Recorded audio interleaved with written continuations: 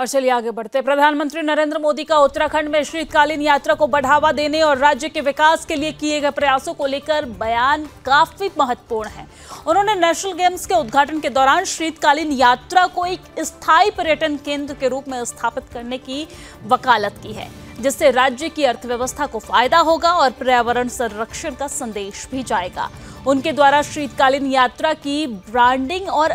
आदि कैलाश यात्रा के प्रति जताई गई रुचि ये साबित करती है कि वो उत्तराखंड के पर्यटन और धार्मिक स्थलों को वैश्विक स्तर पर प्रमोट करना चाहते हैं।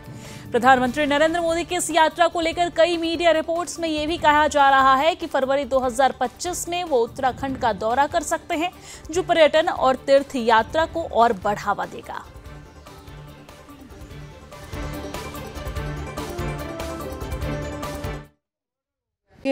माननीय प्रधानमंत्री जी का जिस प्रकार से केदारनाथ के प्रति, जिस प्रकार से बद्रीनाथ के प्रति, जिस प्रकार से माँ गंगा से, जिस प्रकार से उत्तराखंड की इस देवभूमि से लगाव है, उन्होंने कल अपने भाषण में भी कहा है कि उत्तराखंड उनका दूसरा घर है। निश्चित रूप से इससे उनके प्रेम जो उत्तराखंड के प्रति है वो छलकता है और वे लगातार, हो सकता है देश के पहले ऐसे प्रधानमंत्री होंगे जो देवभूमि में कई बार जो है विभिन्न रूप में जो है उत्तराखंड से जुड़ते रहे हैं।